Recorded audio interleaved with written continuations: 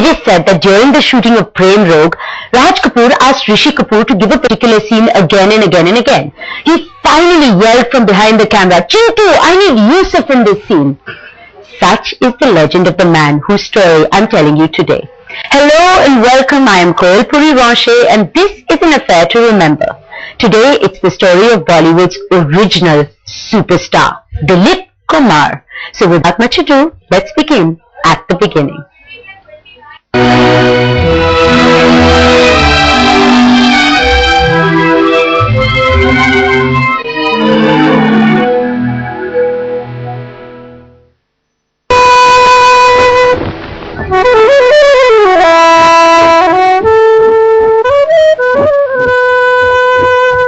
The year 1943. Devika Rani invites a young Pathan she met in Nainital to come visit her in Bombay. She had spotted him while he was there to clinch a deal for his father's fruit business. His name was Yusuf Khan.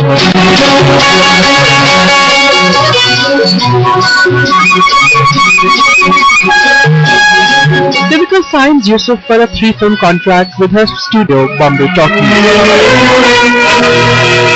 Pathan knew his father would never approve of his innings in cinema, and so the in-house writer for Bombay Talkies, Narendra Sharma, rechristened him Dilip Kumar. Dilip's start was rocky. His debut film, Jawar Bhata, flopped. His next 2 films, Pratima and Milan, met with the same fate. Critics tore him apart. But somewhere, Dilip had charmed those around him with his looks, demeanor and dedication. The first among the many was actress Mridula, his heroine in his debut film Jawar Bhata. Though married, Mridula fell for the young Pathan. The affair only ended after Mridula's husband caught wind of it. On the professional front, Dilip had found a mentor in Nitin Bose, the director of Milan. Though the film flopped, Dilip has consistently improved upon his performances. He was waiting for the big break, which soon came with Jugnu opposite Noor Jahan.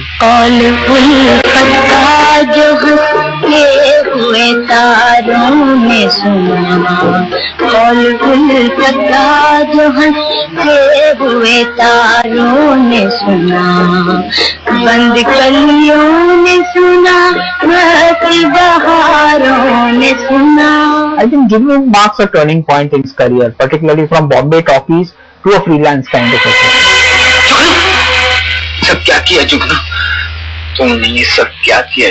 Jugnu created controversy since media suggested it encouraged anarchy amongst the youth.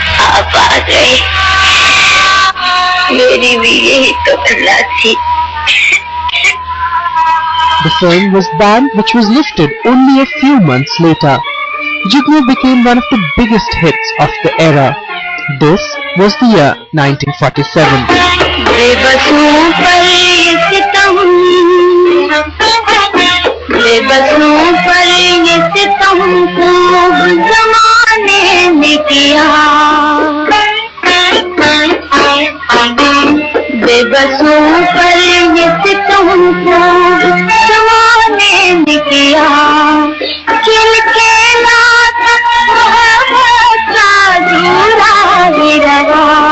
Dilip's personal and professional lives changed for the better in 1948 with the entry of another married actress, Kamini Kaushal.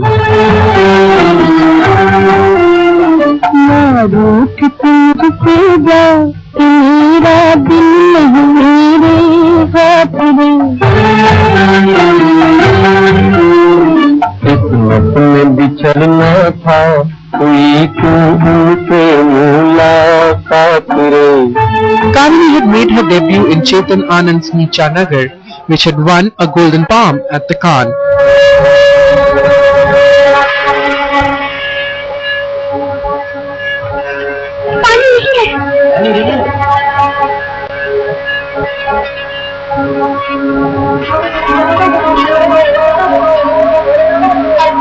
The two fell in love hopelessly and went on to star in 4 very successful films. The audience loved the chemistry between the two. Though they came together first for Nadia Ke Paar,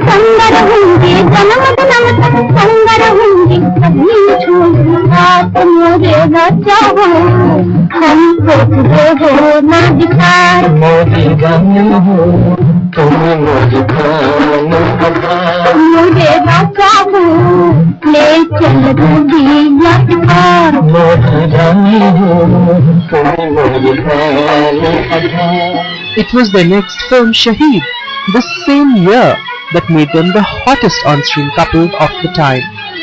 The audience went berserk each time there were tender, intimate scenes between the two. Incidentally, it was the same time when Nargis and Raj Kapoor made their debut as an on-screen couple in Aag, and so did Devanand and Suraya in Vidya. Three big star couples were in love. Basically, the way I would look at it as an enduring screen pair, it was basically Kamini Kaushal and Dilip Kumar, which was the strongest screen pair. But with Kamini Kaushal, every one of his films has been a hit.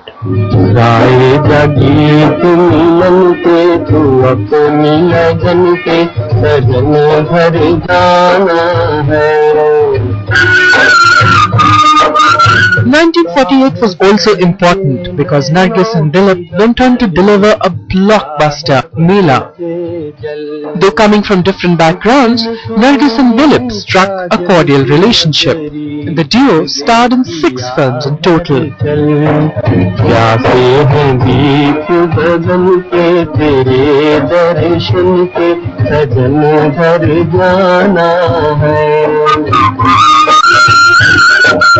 The next year, he again delivered a hit with his lady love Kamini Kaushal in Shabnam.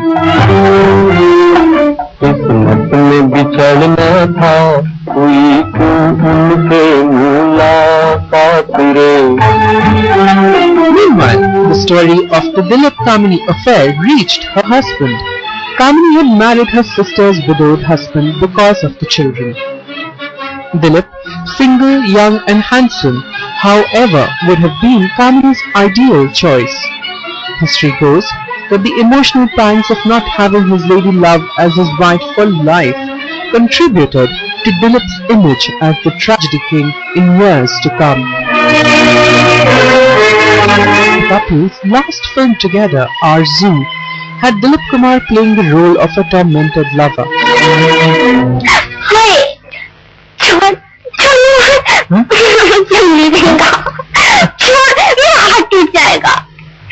अब दिलक लगे नहीं अच्छा It is said that during the shoot of this film, Kamini Kaushal had thought of giving up everything for Dilip, but couldn't.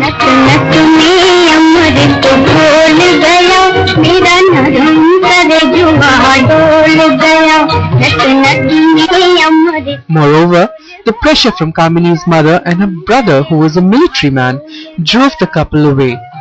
Kamini's brother threatened both the stars at 2 different times. Kamini was told to mend her ways when she was shooting for Pugri, and Dilip was visited upon by the military man with a pistol in hand on the sets of Arzu. And so, Dilip's love story with Kamini Kaushal came to an end. Professionally though, his pairing with Nargis was going to do wonders for their career. He had a full-blown tragic role in Babul with her. He honed that image in Jogan by playing the role of a dissolute man who visits the homes of dancing girls till he hears a Jogan singing and his life changes forever. And Dilip continued to grow in his tragic image with the next 2 films with Nargis. Didar, in which he played the role of a blind man, and Halchal, in which he ended up going back to the Heathcliff-inspired role.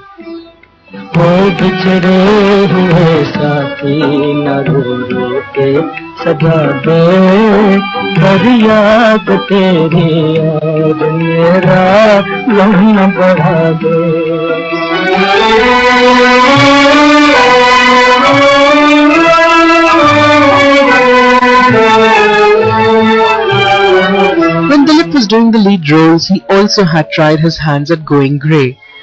The actor was careful in selecting roles for himself that gave him a chance to exploit a gamut of emotions. Meanwhile, on the love front, all was quiet. Nargis was a part of the RK banner and was Raj Kapoor's muse. Professionally, things became difficult between the two when Nargis refused to be a part of AAN. Dilip reportedly never forgot that.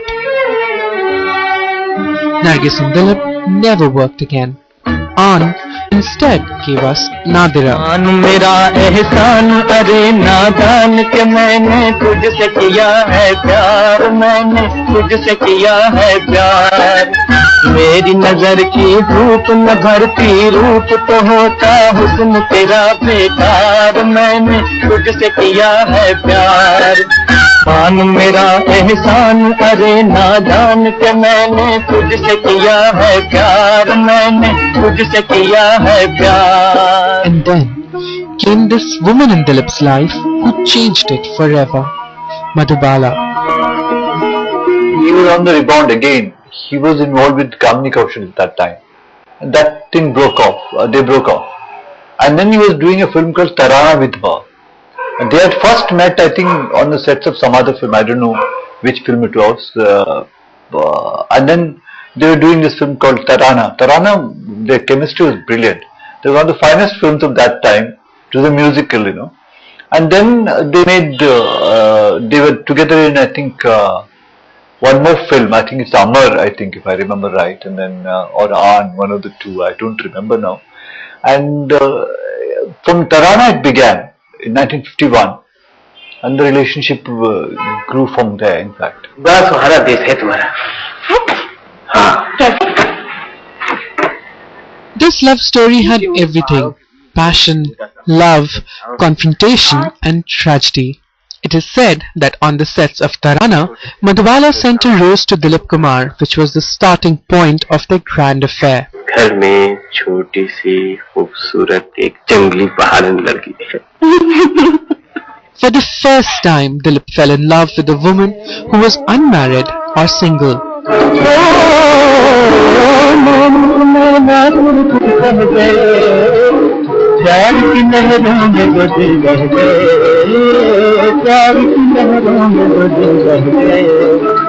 Moreover, Tarana ended on a positive note, with the lovers getting united in the last frame.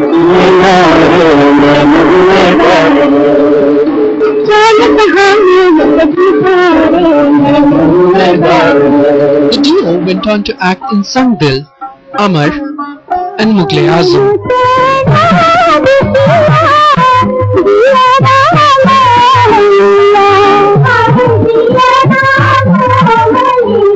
The audience lapped up the on-screen pairing. Both were Pathans and had that royal touch in their demeanor. While Sangdil and Amar went on to become big hits, it was Mughal-e Azam that was going to be a tribute to their love story. प्यार किया तो डरना क्या, जब प्यार किया तो डरना क्या, प्यार किया कोई चोरी नहीं की, प्यार किया। But by the time Mughal-e Azam released, the relationship between the two had ended. हाँ शहजादे, मैं आपकी वो अनारकली नहीं। यकीनन नहीं। अकबर की बुज़दिल लौंडी तो सलीम की महबूबा नहीं। एक झूठी कसम थी जो मेरा ईमान बदल गई। एक शर्मनाक बदनामी का वो दाग थी जो मेरे दामन पर लगा।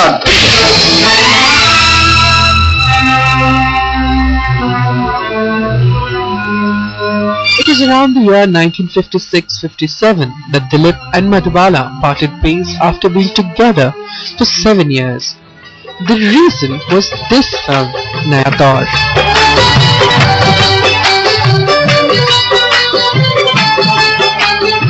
Yeah, her father, Madhubala's father, made a condition that she will not go out on any outdoor shooting with Dilip Kumar.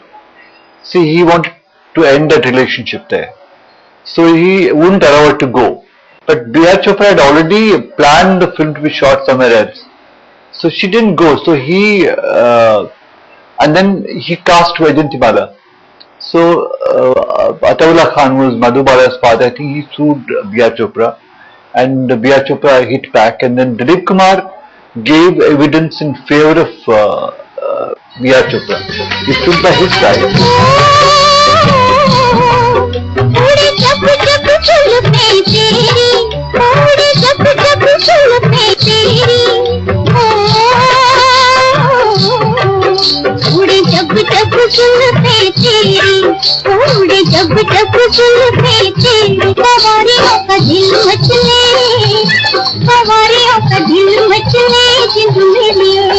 जब ऐसे चिकने चेहरे, जब ऐसे चिकने चेहरे, तो कैसे न नजर फिसले, तो कैसे न नजर फिसले जिंद मेरी.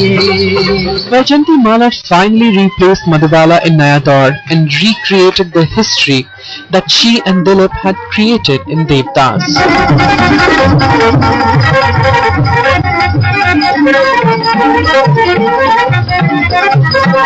ये किस मनहूस जगह ले आया? घिन आ रही मुझे. Incidentally, it was also the time when Madhubala was diagnosed with a hole in her heart.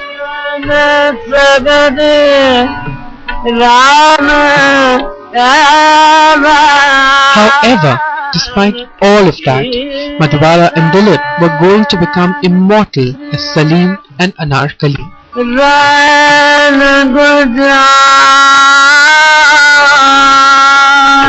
A petite young woman was all set to enter Dilip Saab's life. In fact, she had been in love with him ever since she was a teenager. Who and how? Let's watch.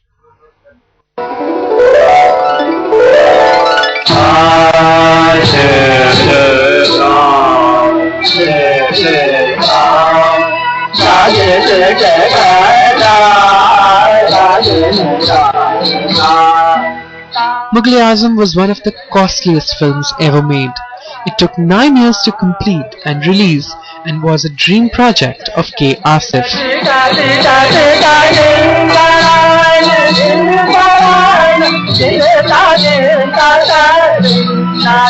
The film also immortalized Dilip and Madhubala's affair.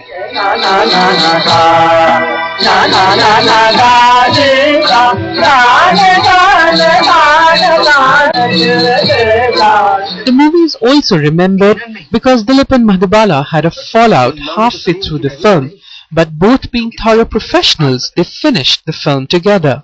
एक शर्मनाक बदनामी का वो दाग थी जो मेरे दामन पर लगा और धुल गया.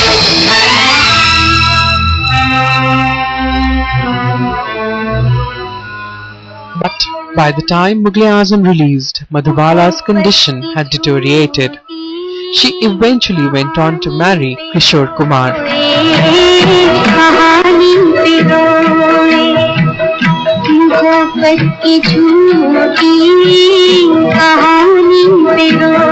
Madhubala and Dilip Kumar didn't talk to each other during Mughal-e-Azam, toward the later part of Mughal-e-Azam. Some of the best romantic scenes were done when they were not talking to each other. लागा गोरी गुजरिया से नेहा हमार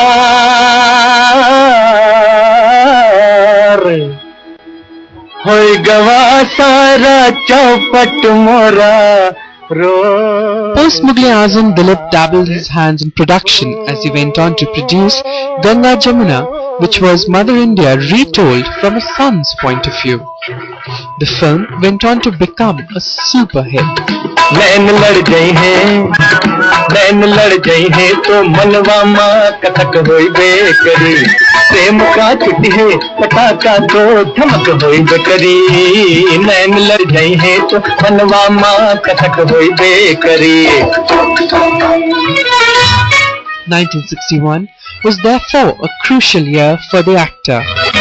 It was also an important year for Dilip's friend actress Naseem Bano as well, whose 17-year-old daughter made her debut in Jungli. Her name was Saira Bano.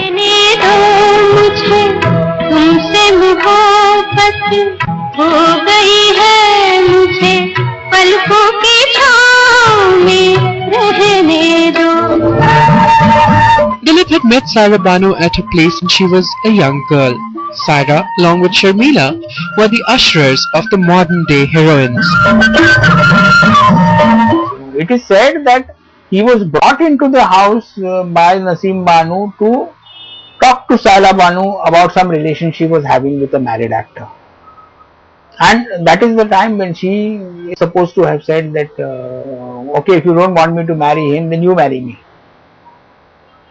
And I think she surprised herself that he agreed to this. It is said that the married actor that Saira Banu was involved with was Rajendra Kumar. Moreover, Dilip Kumar was reportedly still in love with Madhubala and wasn't quite ready to settle down, even though he was 44 years old at the time of his wedding. And neither was Saira. Nonetheless, the two got married and went on to star in a few films together.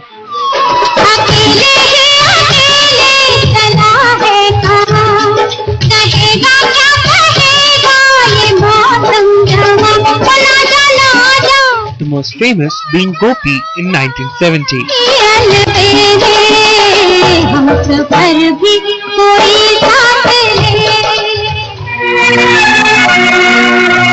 A decade later, however, Dilip found himself in a controversy when he ended up marrying the second time with Asma. See, there is a woman called Asma. She was married to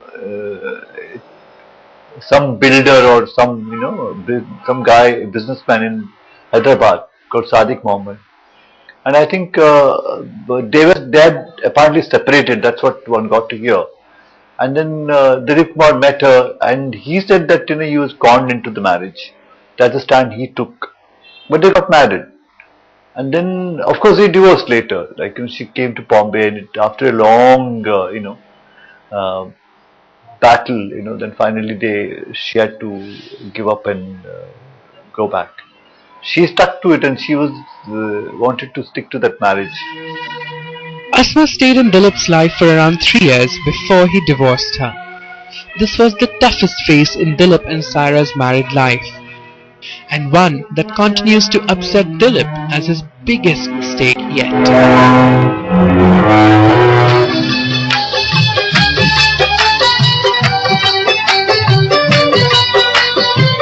However, 3 decades later, Saira and Dilip continue to be together, with Saira acting as the backbone of his life. For them, and for us, it has been an affair to remember.